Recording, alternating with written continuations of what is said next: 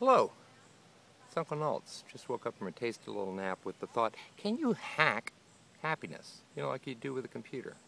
Can you hack it? You know, we do most things for happiness. And, you know, there's an ongoing debate around, you know, do people do great things because they're happy, or do they get happiness from doing certain things? A lot of things we do we think are going to make us happy, and they don't. But certainly if you're happy, you're more likely to do good things. So let's hack happiness together. So, you know, I've heard it said that the definition of sanity or happiness is the difference between the real and the ideal self. Just keep that one in mind. And also recognize, too, that I'm a little out of my element here. You probably know more about computers than I do, but I'm going to use that as a metaphor for our existence. See if we can hack it to be happy. So let's start here with a sheet of paper and just recognize that the key parts of the computer, you know, you've got your manufacturer,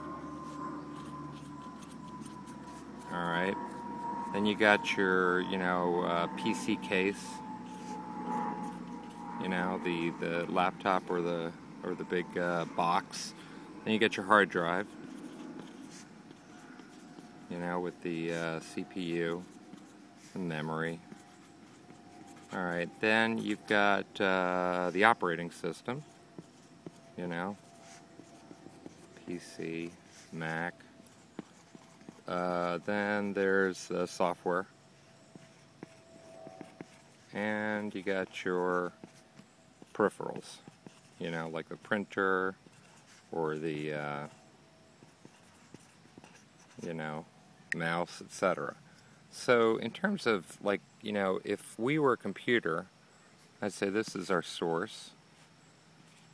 You can call it God. Then you've got your PC case, which is call that your real self. Okay? Don't worry, it's all good. You don't need to get a new PC case. Then you get your hard drive, which is your brain. A lot of us live in our brains. Not a good place to spend all our time. Then you've got your operating system, which I would say is your beliefs about yourself, about others, and man, these are strong. You know, a lot of our beliefs define us, and you know, they could be true, false, you know, but it's our worldview. Then you got your software, which, you know, is pretty much your behavior. All right, then you've got your peripherals, which is kind of like what we do. So, you know, if you've ever had trouble with your computer, you sit there and you try to figure out, what is it? Oh man, it's freezing again. Is it the hard drive? Is it, I got to reboot the put a new operating system on software? Those are all really hard things to do and expensive. So the easiest thing to do is not to try to, I mean, you can't just like change your peripherals and software and expect your computer to work better. It's usually something up with the operating system. Maybe you got a bad hard drive. But for right now, you know, you got what you got there on the hard drive. You got what you got with the PC. You know, these things are sort of changeable. And so we kind of tend to focus on all these things when in fact, here's where I think that you can hack it. So you create over here let's call it a cloud. Like a partitioned hard drive. All right, and you know, that takes a little bit of work, but it's certainly easier than getting a whole new hard drive, because then you've got to lose all your programs and everything. So you got this little cloud, and you partition out part of your CPU, because here's the problem: is the brain is run by the ego, and so the ego will not let you completely write over the hard drive very easily. I mean, you could, but that's a pain in the butt. So instead, you just partition out something, and you connect that little cloud right up to source. How do you do that? I don't know. Pray, read some good stuff, hang out with people that are really spiritual, but you're really tied that into the real self. And so, you know, all the other stuff's going on fine. But you've also got, you dedicate a little bit of time each day to kind of keeping this firewall separate from the ego and the CPU and all the craziness that runs along there. This is a happy, happy little cloud. And then you do some parallel processing, you know, and you kind of get you get sort of a new OS.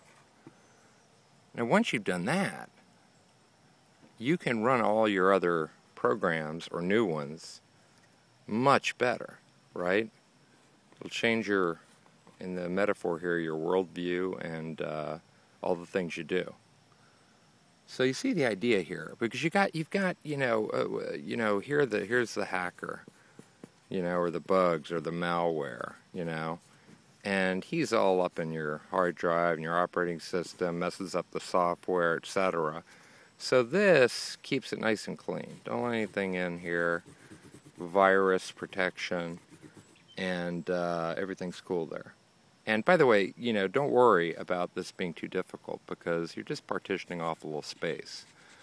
So it doesn't cost a lot of money or time. And in terms of an operating system, you're like, oh gosh, where am I going to get an operating system that's flawless, you know? Well, there's an abundance of those. Tons of little individual operating systems you can get for free that are really healthy, and that really comes from just hanging around with people that, you know, that have different types of beliefs. So you don't have to think of yourself, you know, as you formerly thought of, or think of your relationships in you know, the old ways. So there's the idea. Because if in that capacity, then, you know, again, hard to change what you're doing and your behavior without hitting on your beliefs about yourself and about your world and about what possibilities exist, etc. But in this fresh new little operating system, you get to just totally invent it from the ground up. And, you know, the inputs, again, are, you know, goodness. You know, I listen to a lot of Wayne Dyer. I like these, like, you know, positive thinkers, authors. You know, fill the basket of your subconscious with positive thought. And, you know, this stuff still, you know, goes all in. But you're jailbreaking a portion of your hard drive, a portion of your OS, so that it all runs nicely over here. And then over time, you know, you could devote more and more of your computing power over here. But still, you know, the ego's going to be in there. He's going to be going, no, no, no, trying to get in. No, no, no, no, no. I'm not other people. I'm me. I'm better, or I'm worse. Blah blah blah blah blah blah. That's where the partitioning is really important. You know, parallel processing separately, and it's constantly renewable. You know, so you don't have to, you know, totally change everything else. So anyway, it's a bit abstract. A bit long-winded, but what do you think? Think it's possible? I'm going to give it a shot. Just going to devote a little portion of the noggin here to disconnect from the noise and the activity. Try to meditate. I find that hard to do, but, you know, let some goodness in. And I think if you do that, and don't live in your brain, live in your soul. Get closer with your source, you know, all up in here, then you're in a happier place. Because the brain, you know, the brain's really helpful as a CPU, but you know, it's got tons of old memory on there. It can have, you know, fragmentation or bad partitions, but not this part. This part's all good, you know. Feedback, comments?